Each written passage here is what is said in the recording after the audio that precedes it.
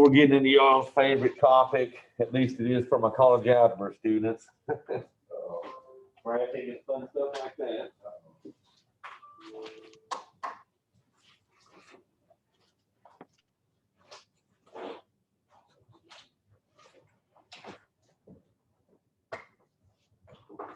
So today we'll look at functions, and then my next class for the 9B, we'll get into looking at graphing linear equations. Y'all familiar with stuff like slopes and y-intercepts and all that fun stuff? So that'll be the next class for 9B on that, okay?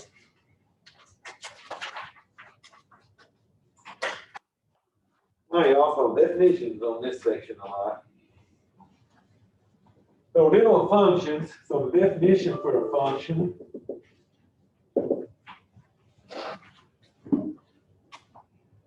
So a function describes how a dependent variable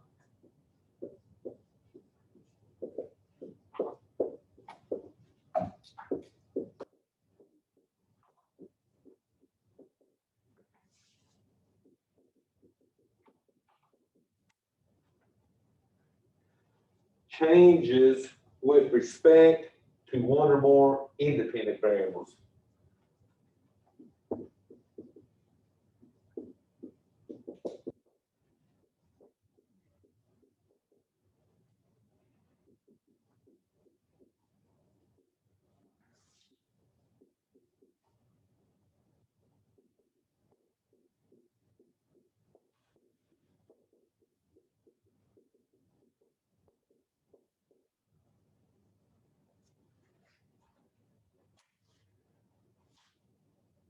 And remember, the changes are based off of those independent variables. So when you change the independent variable, then the dependent variable is going to change based on whatever equation is used for it, okay?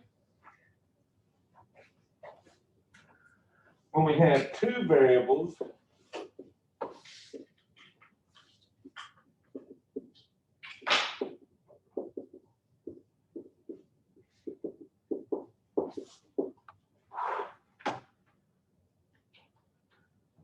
we often write them as an ordered pair.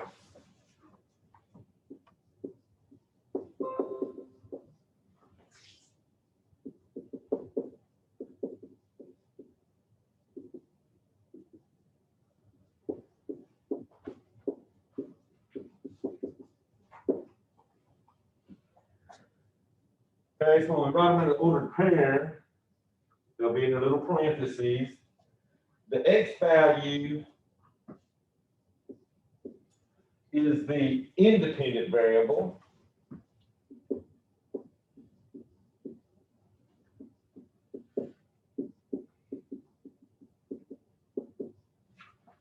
And then we have a y value, that's the dependent variable.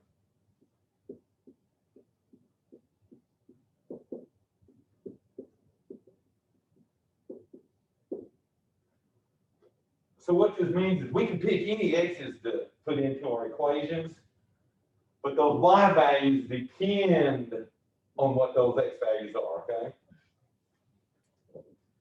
So that means that the dependent variable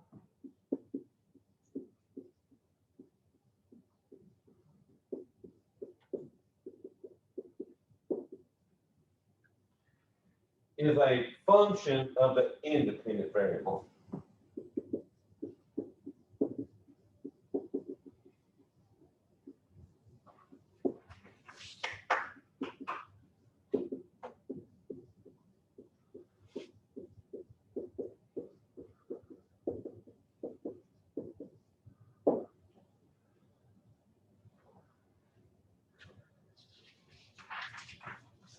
And often we'll write a function as y equals f of x.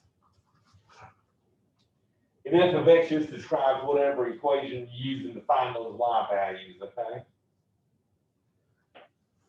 I'll tell you in the real world, a good example of a function would be your paychecks, right?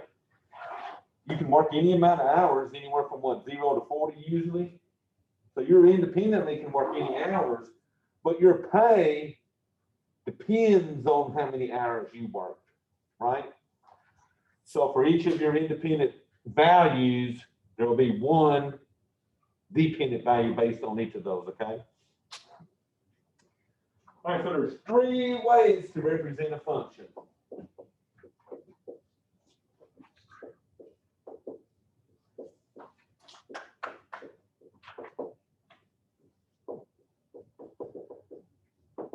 And I think one of y'all's homework questions even asked you this question. What are the three ways to represent a function? First way, I could use a data table.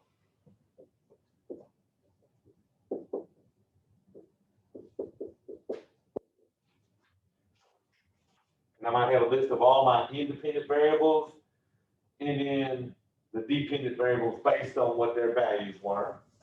Okay. Second way is draw a picture or graph.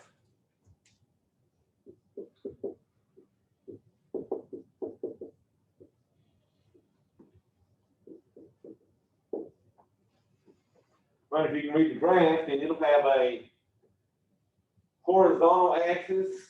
So on a graph, the horizontal axis is your independent variable.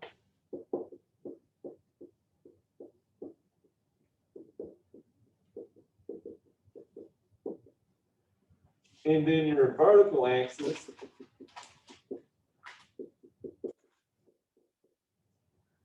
list the values for your dependent variable.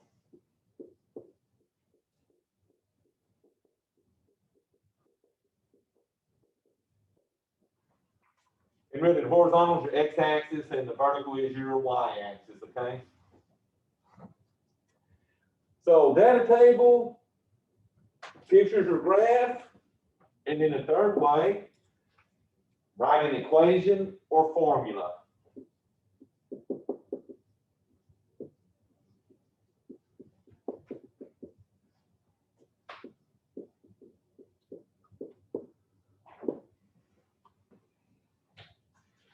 And your equation and formula should relate that independent variable and the dependent variables, okay? So have y'all heard of words like domain and range? Been a while, right? I've heard of them, don't ask me what they mean. So here they go. So really, a domain is the set of all values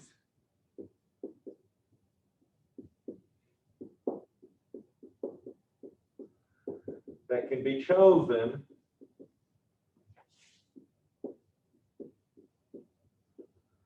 for the independent variable.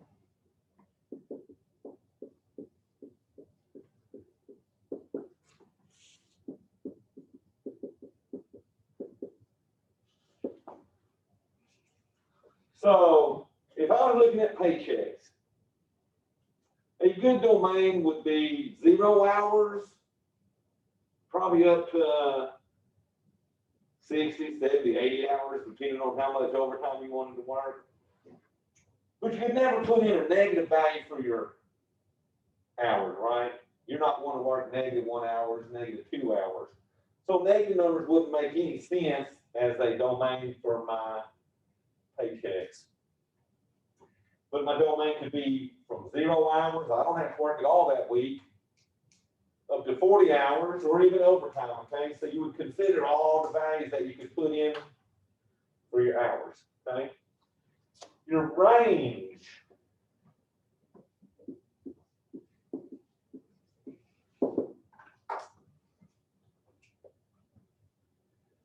is the set of all dependent, so set of all values that correspond to the dependent variable.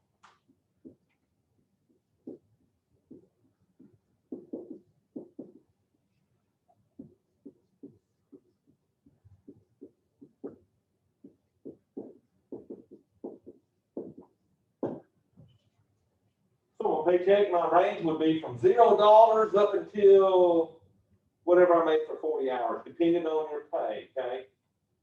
$10 an hour, then your range would be from $0 up to, if we work 40 hours a week, what, 400 would be the range of values for your pay, okay? So you can throw any numbers in for the independent variable, but this dependent variable depends on what you put in for the independent variables, okay? So in the real world, I will say this, the domains are usually the X values.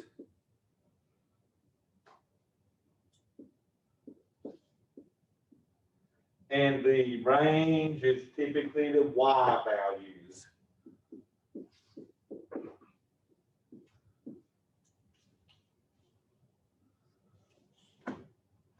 Okay.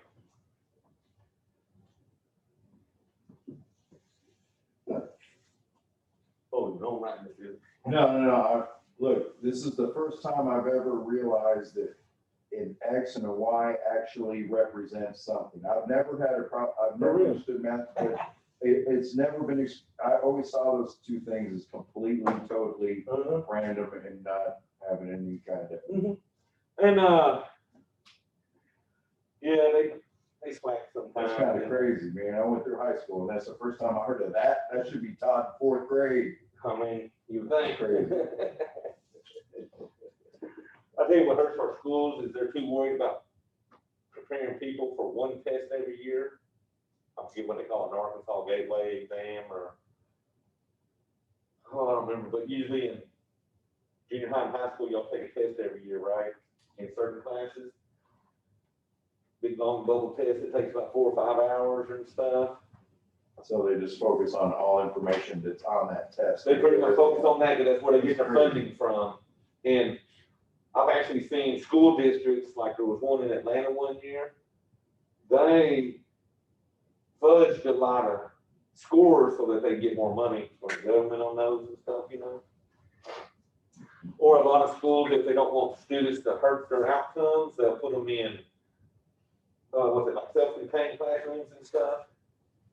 You know, so they do a lot of things. They kind of get on their funding off that test, though. So I think that's why a lot of them focus on that now instead of actually going through their books like they should.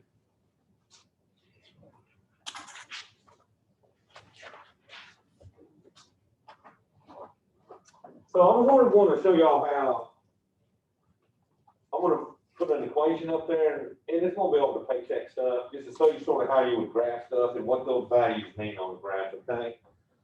So I don't know if they'll have problems like this in the work, but I'll get into some of the problems like they're doing. So my pay, so P represents pay for me. And the T represents the hours. Now, I'm using the T, but that would be the same as my X variable, okay? And the pay that I get out of this function, the pay will be my, basically my Y values, okay? So let's say somebody made $10 an hour. The equation for their pay would be 10 times T, which is the number of hours they work, right?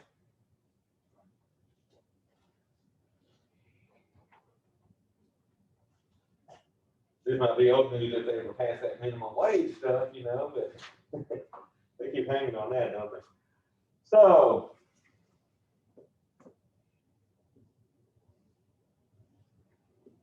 I'm going to sort of break this down and show you how I'll graph me a line out of this to represent this, okay? Now we're seeing the formula part of it. Here's my formula. I'm going to make a table up with my values, and then I will actually graph them, okay? So if I work 0 hours, what's my pay going to be? Yeah, because all you would do is put a 0 in for the T, and 10 times 0 is definitely $0. Then notice if you work 1 hour, $10. And we'll just go up. I'll probably put about, let's go up to about 5 on that.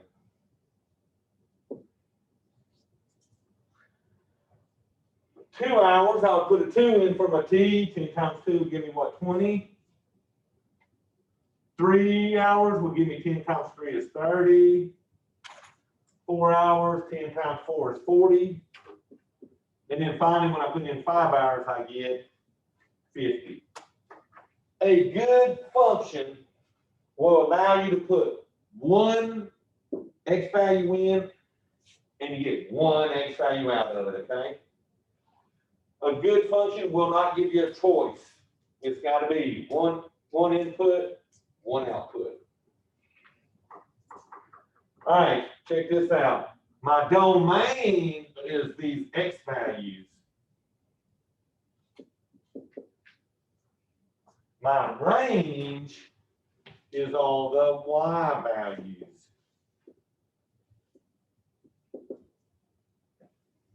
Okay?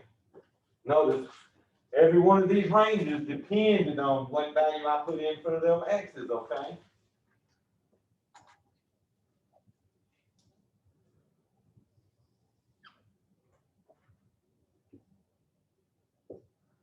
So in reality, your X-axis is going to be the horizontal, the Y-axis will be the vertical. This is my independent. Independent variables will go along the X's. The dependent will follow my Y values, okay? So I'm going to go out about 5 on this. And then here I want to go by tens. 10, 20, 30, 40, and then 50. So you want to scale them in values that sort of catch all your values on those ranges, okay? That's why you see some graphs, if they're dealing with really big amounts like millions and billions, they might have 1, 2, 3, but at the top it says in billions of dollars. So each one of those ones is actually a billion, 2 billion, 3 billion, and so on, okay? So remember, to plot points, the X's go left or right. So the X's go left or right according to the signs. The Y values go up or down according to the sign. So my first one, and usually you'll start right here in the center. They call this the origin of the graph. So this one, 0, 0. Well, 0, 0 is actually going to be right in that origin. So then we got 1, 10 is my next point. So treat all these like they're ordered pairs. So this point would go right 1. So right 1 and then up 10. The second point would go right 2, up 20. So right 2 and up to 20. The third point would go right 3, up 30. So right 3, up 30. Well, what's that making? It's making me a nice little straight line through there, right? What's that, 440? So come to 4, go to 40. And then finally I'll have 5 and 50. Okay? So does that make sense how I'll graph it now? So X is left or right along the horizontal and then find those Y values, okay? Now what's nice, if we had a graph that went out to 40 hours and up to as much pay as we needed, I could come along my graph. If I wanted to make $50 this week, I can find 50, come over here and look down, and that tell me how many hours I needed to work to make that $50, right? Y'all probably done that in the past. Oh man, I need to work 38 hours this week to have enough money for my bills and whatever. Right? This may say straight line, which we would call linear, okay? So we'll get into more about the graphing on the next class, but I sort of wanted to show y'all what I meant by domain and range on this, okay?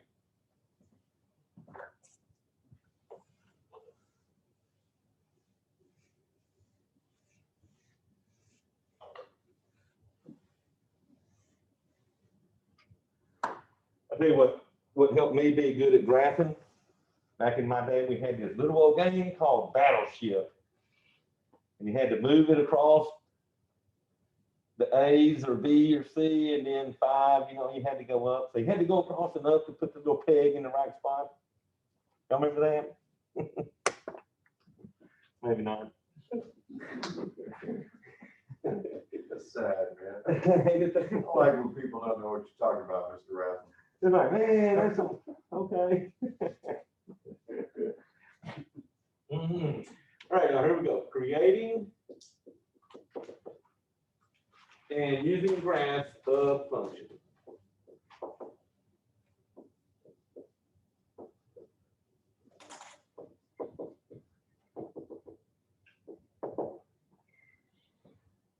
And you'll notice these will sort of be like my example I'm just showing you. So the first thing, step 1, identify the independent and dependent variables of the function.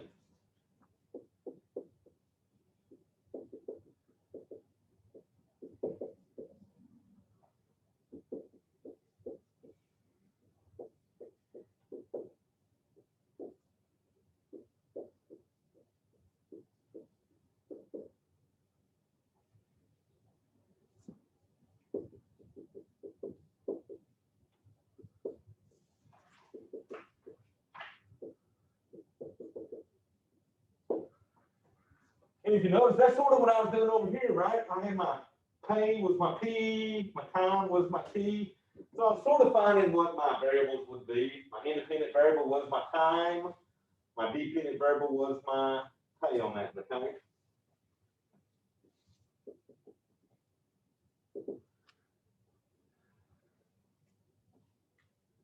Step 2, identify the domain and range of the function.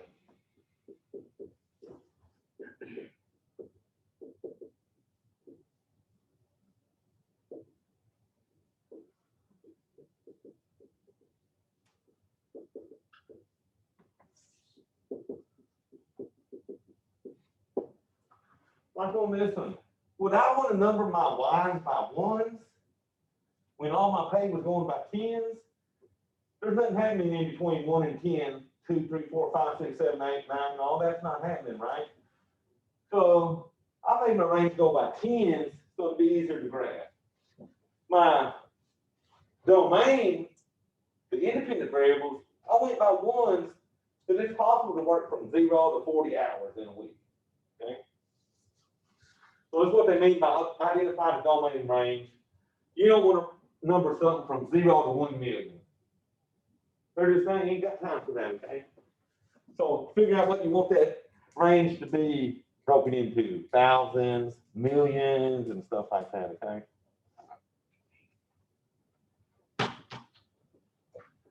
Step 3.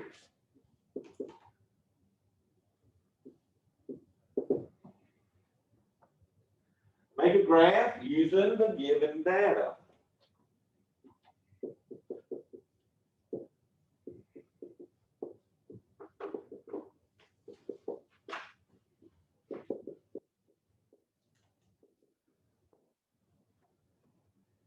Well, that's what we did, right? We made a graph going off of our data that we had.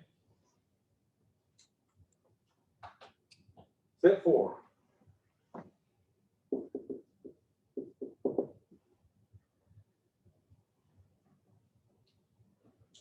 And this is just sort of a way to check yourself. So before accepting any predictions of the model, be sure to evaluate the data and assumptions from which it was built.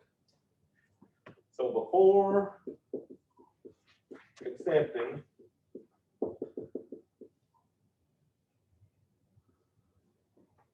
any predictions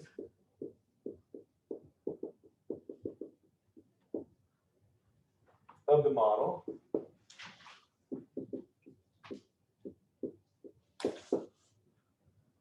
Be sure to evaluate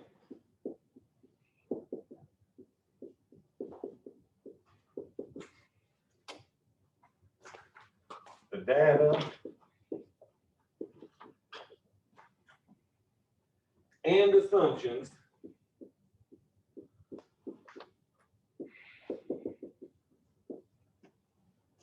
from which the model was built.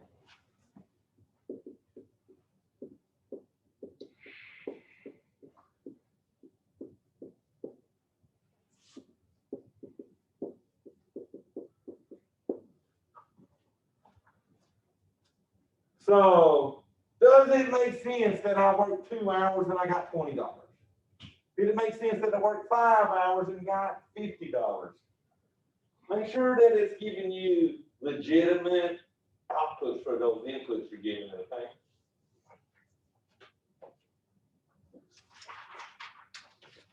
All right, so that's all my definitions. So now I'm just gonna go through some of these homework problems and show you what they're gonna hit you with, okay?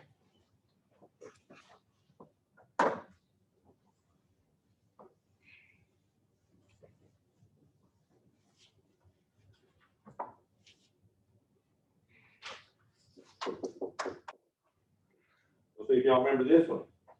What are the 3 basic ways to represent a function?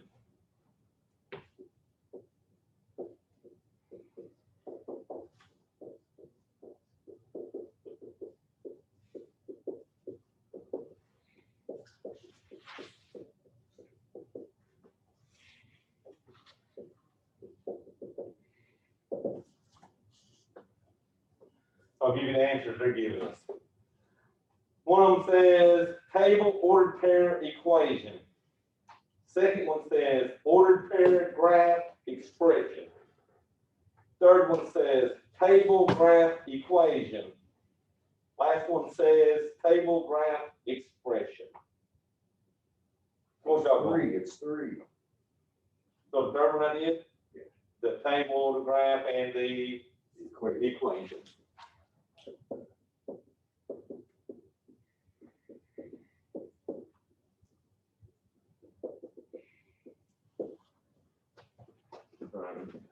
Marker.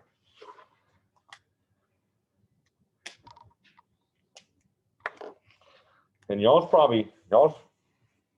question 1 should probably be the same one I just did, okay?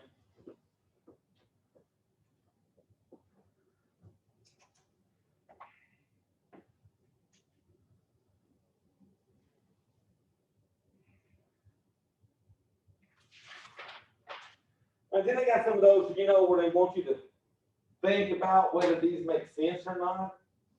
So does this make sense? Scientists at an atmospheric research center use mathematical models to learn about the climate of a given planet. So scientists at an atmospheric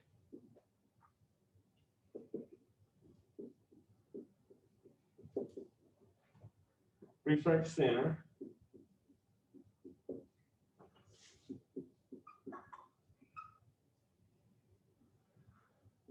use mathematical models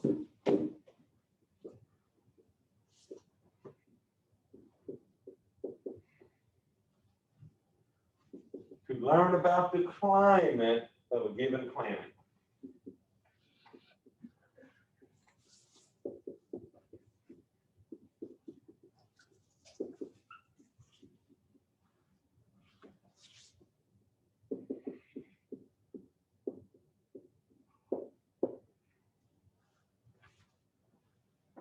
So that either makes sense or it doesn't. Hopefully you think it does make sense, or NASA's out of business, right? And that's all they do. Remember, they're exploring Mars now, but they used all their models from the past to tell us if it was a dry, wet, whatever type planet, okay? So it's actually, yes, it does make sense.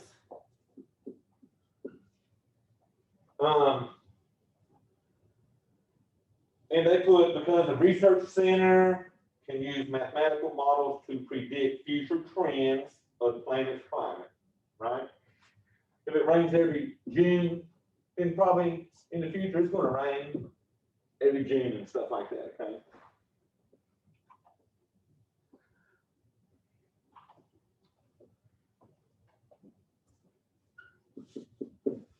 Does this one make sense?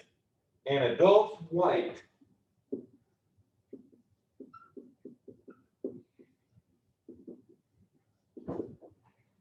is a function of his or her age.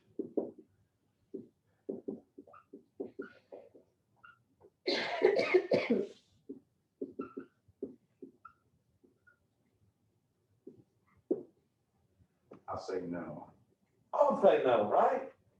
Just because you're getting older don't mean you're getting heavier, lighter. I would think weight would be totally independent of your age, right? The weight would just be the variable. Exactly. So what they actually said on that was the statement does not make sense because adults gain or lose weight independent of their age. So good job on those. So you're sort of being, so what you're looking at now, you're sort of looking at those range values being independent of those independent variables, right? I tell you, I've seen little bitty chubby babies. You seen them little babies they have in there that, like little 100-pound babies, right? But then you got people real old that barely weigh 100 pounds maybe. Thin as a rail, right? So I don't think age has anything to do with those weights, okay? Now I could say an adult's weight is a function of how many times they eat out at a fast food restaurant a week. Now that might could add a few pounds or something, you know.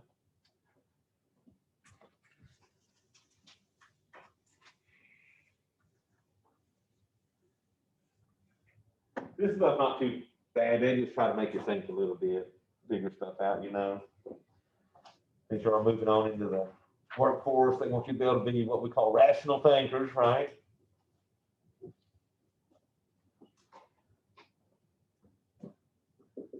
All right, this one says graph the points. I'm going to graph A, which will be 3, 1.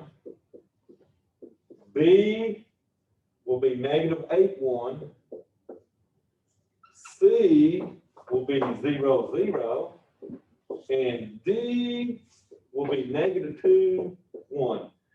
Now, I want to tell you how to graph these. Now, they'll have 4 pictures, and you got to pick the picture with the right letters on those numbers, okay, for the right points. So let me make a graph here.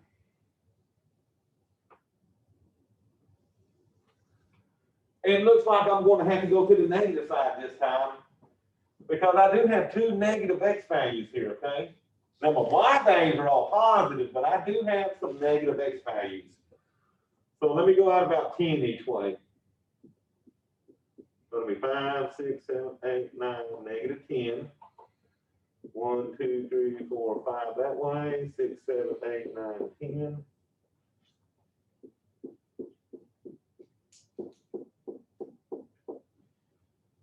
So that's my y and my x.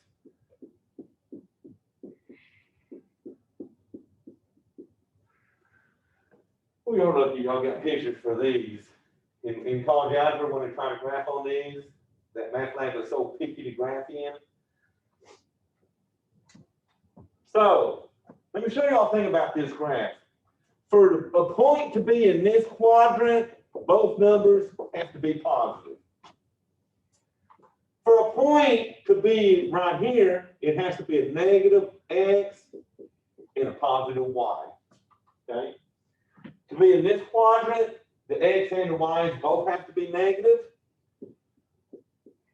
And then to be in this last quadrant over here, the x's are positive, the y's are negative. So you see this first point, both these numbers are positive. That point will be over here somewhere, okay? This -8, 1 will be here somewhere, and so on, okay? So 3, 1, I start in the middle. I'm going to count right 3 and up 1. That is A. So y'all good on that? B is a negative 8, 1. So starting here, I'm going to go left to negative 8. And then up 1. That would be our B. But notice, I had a negative and a positive, and it ended in this section where I have a negative and a positive, okay? 0, 0. Well, we know what that is because we did that a while ago, right? 0, 0 is going to be right here in the origin for my C. Okay? Then negative 2, 1. So for D, negative 2, 1, I'm going to go left 2 and up 1. And that'll be D. You know, they'll have a picture really close to that. Okay? Question on that.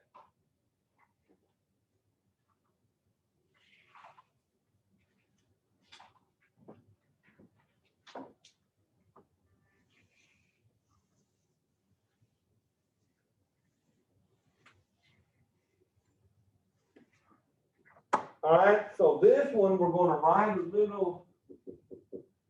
They want us to write a statement that could express the possible relationship between these variables. The variables they're giving me is the volume of a gas tank,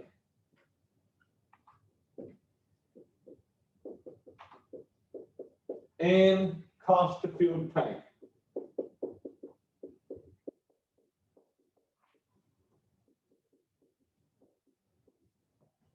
Remember, this would be my independent variable, and my dependent variable would be the cost. So I can put any amount of gas in that tank I want to, but the price of that tank depends on what I put in there, okay? So, what's a possible relationship we could have between these? Well, I'll share some of the answers they had. As the volume of the tank increases, the cost to fill the tank increases. As the cost to fill the tank increases, the volume of the tank increases. As the cost to fill the tank increases, the volume of the tank decreases. And then as the volume of the gas tank increases, the cost to fill the tank decreases. So they're flipping them around, don't you? But don't it make sense that the higher the volume of the tank, the higher the volume of the tank,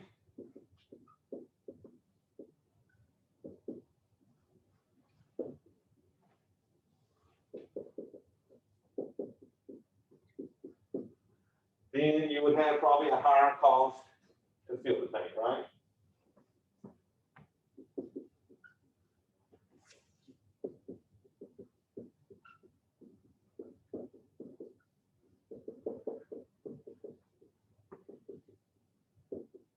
Now they'll put some backwards on there. They'll put backwards on there that'll say that the more you fill the tank, or the higher the tank costs, the more it takes to fill it and weird stuff, but they put them in backwards order, okay?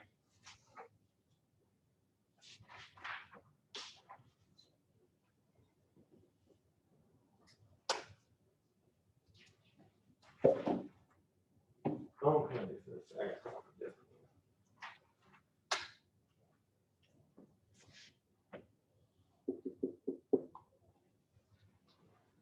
all right, I'm going to draw a graph here again, and this is just a corner of a graph. So this graph will come down and then go across.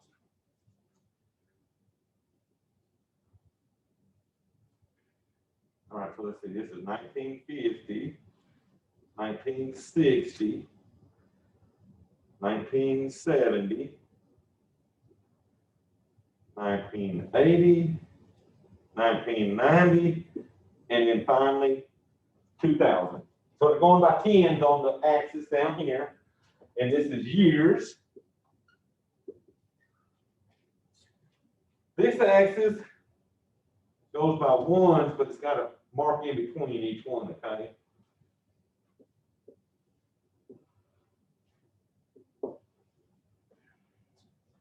Hang on, I better go a little higher.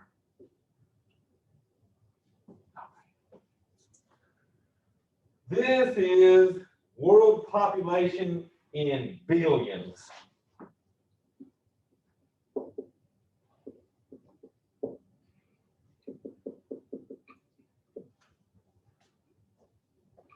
So world population in billions. That way they didn't have to start from zero and go, or who knows where billion would be on a graph right by hand. All right. At 1950, I was right around 2. 1960, I'm a little bit over 3. 70, I'm almost at 4. 80, I'm about 4.5.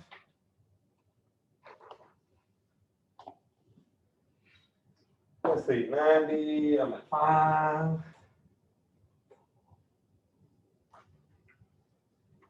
And then at 2000, it would have been up here at 6. So it would have been up here around 6. Now, that's not a perfectly straight line. Okay, sort of. Got little humps and stuff going in it. But here's my question.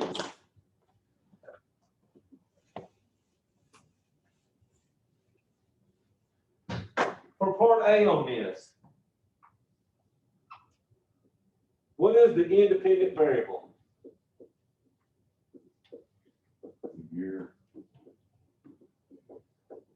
So independent variable is the years. And the dependent variable is the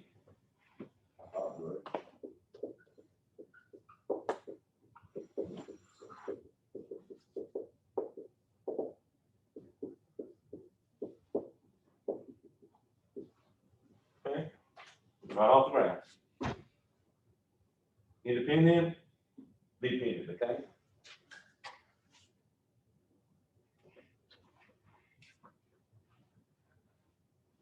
So then it asks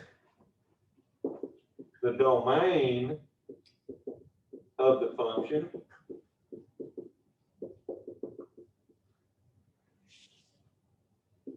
is the blank from the minimum value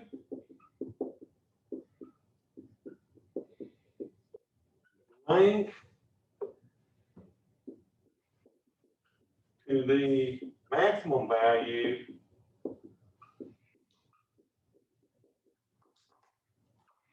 blank. So the domain of the function is the same as your independent variable, so the domain is the years. So what's the smallest value I can have for my years? 1950, because that's what they gave me. To a maximum value of 2000. So on their graph, this graph, the domain was basically 50 years here, okay? Then it goes into the range of the function.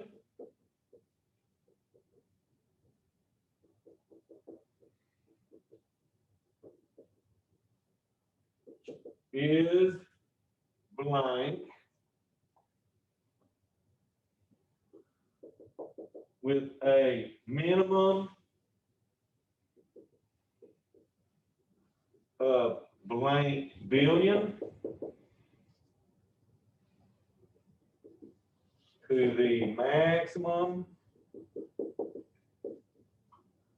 of blank billion. Now my graph didn't finish very good, but that should be right around the 6 on this. So it looks like I'm starting right about what, 2 billion on here? Oh, what is the range though? The population, okay?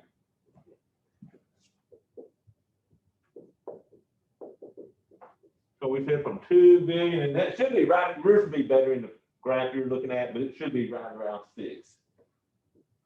So about a 4 billion value for my range, okay? Where did 6 come from? Well, my graph should have went up here a little higher, Oh, okay. and then this value would have been right around that 6 on that, okay? Okay. So the range is always the minimum you're given, like if the number, the bottom number we were given was 1.6 billion, it would be 1.6 billion. It wouldn't be 1. It'd probably start at 1 if you was in between 1 and 2, okay? But mine was like, my first one was right at, about 2.1, somewhere around there. So you just drop it down to the next. Yeah. Mhm. And then, you'll be able to see on here, like, what values are going through. Like from 0 to 1 on that y-axis, there's nothing there at all. It also be sort of clear like this. Okay. It's pretty straight up. It's just tricky for me to try to draw them for y'all. So if it were over 6, we just keep that number anyway. We don't take it anywhere else. So if it was like 6. Oh, they did 6 point something, then they'd probably have a 7 on their graph for you. Okay. Because they want you to be able to get something in between those values, okay? And then they want to know, choose the correct description. The function shows a steady increase in population from 1950 to 2000. The function shows that the rate of increase in population has been increasing since 50. The function shows that there has been a relatively constant world population since 50. Yeah, because if it was constant, it'd be a straight line going across there. There wouldn't be no rising. And I can't say that it's always increasing because some of these hunts sort of go down a little bit. They don't all go straight up, okay? So I would go, hey, like you said, it shows a steady increase in population from 50 to 2000. Okay? All right, so questions on that? So you got something on there you want me to look at? Yeah, 7. Number 7, let me see. All right, so let me show y'all one more of these examples. I might have to do a few of these, so let's see. So my table represents a function. They're giving me a table, okay? So on my table, I have speed, which is miles per hour, and then stopping distance,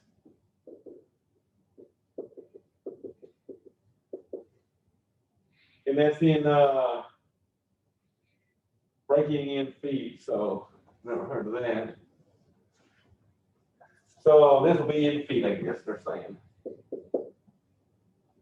So they're looking at the faster you drive, is it going to take you longer to slow down, or is it going to be a quicker slow down, that type of stuff, okay? So let me write down my speeds. I got 10, so it's going by 10s up to 70.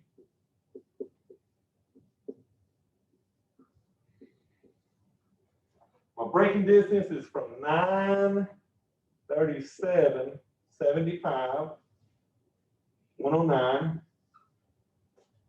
166, 233, and 328.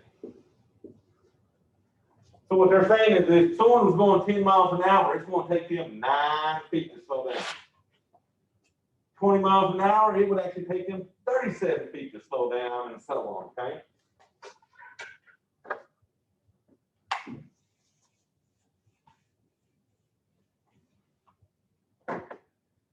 So let's see what they're asking. The independent variable.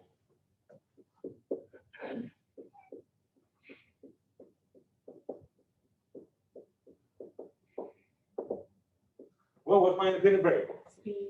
The speed you're going, right?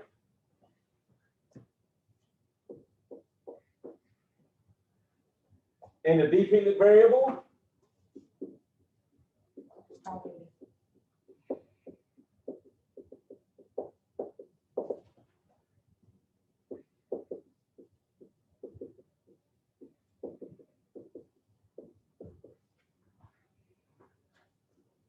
Okay, so then it goes sort of like I was doing over there. The domain is the what? So the domain is the blanks from a minimum of blank to a maximum of blank. So what's my domain? It's either the speeds or the stopping distance. What's in my first column, so it better be the, because remember, these speeds can be any speed. These stopping distances depend on how fast you were going, okay? So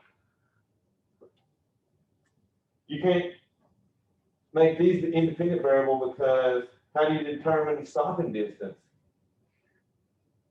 Right, but I can determine my speeds, right? So think about it that way. You can't get these values from knowing these, but you can get these values from knowing those. So your domain is your speed. So what's my speeds go from? What's minimum speed? Who's on top of the list? 10. 10, okay. And a maximum speed of 70. 70. What it is, y'all just think math is harder than you want it to be, and y'all get these phobias built up in their heads, you know what I'm talking about?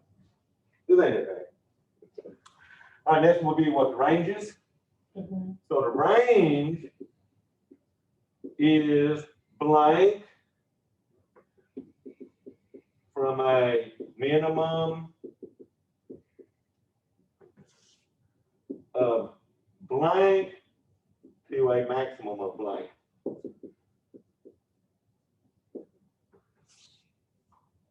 So what's the range?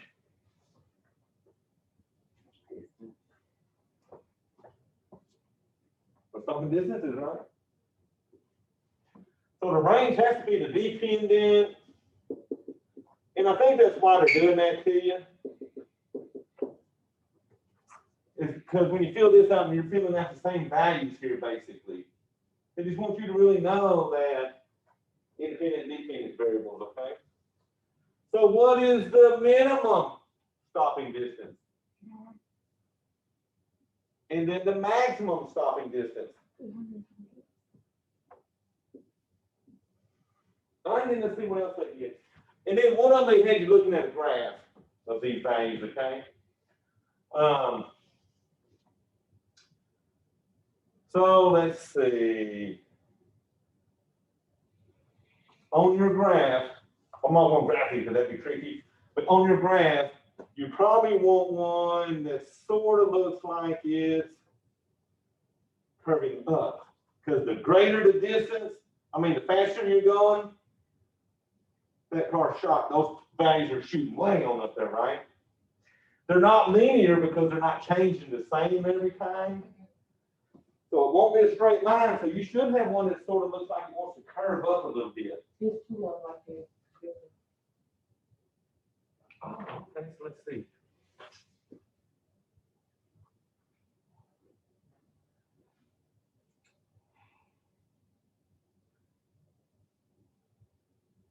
Both got speeds on the bottom.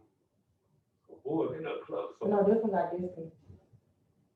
Speed this. well, that ain't happening. So we want. It's got to be.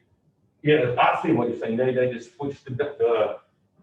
I try to kind of trick you. Watch for them. They switched them X and Y axes on them, okay? Because remember, your X axis has to be the speed, and your Y axis has to be the distances. And it can't be the graph going downhill because, boy, these things are getting bigger, not smaller, okay?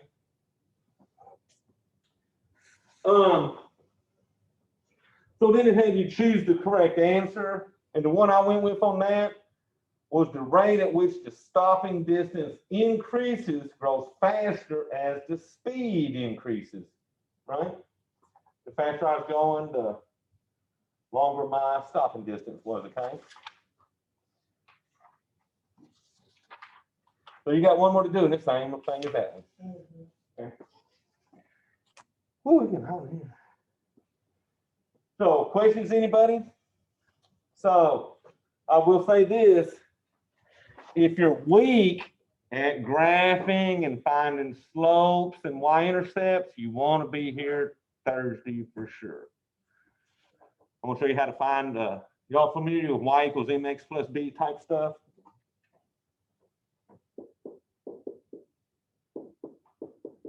Y'all familiar with that? So, Slope is the m. What's this b? Y'all heard of the y-intercept? Yes. The y-intercept?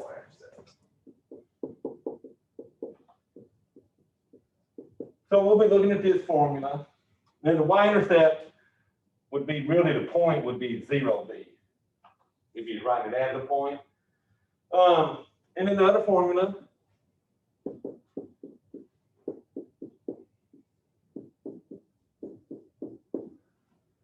we don't really mess with that a lot, but slope of a line.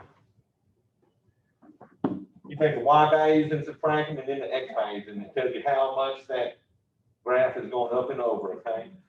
I don't think they kill us a bunch with that, but they'll give you stuff like, hey, I got a graph that equals y equals 5x plus 7. And they ask you, what's the slope? And then they're going to ask me, what's the y-intercept? Well, the slope we said was the m, right? Which is the number in front of the x. So this slope on this one would be 5. The y-intercept would be 0.7, since that was a 7, okay? So we're looking at that formula next class. It's not too bad. And then we'll be playing with the slopes. I'll look at like positive slopes go uphill, negative slopes go downhill, and stuff like that, okay?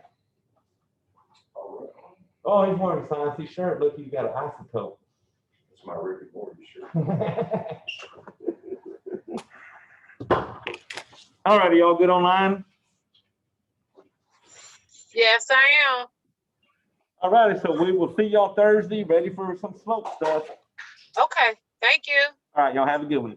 You too.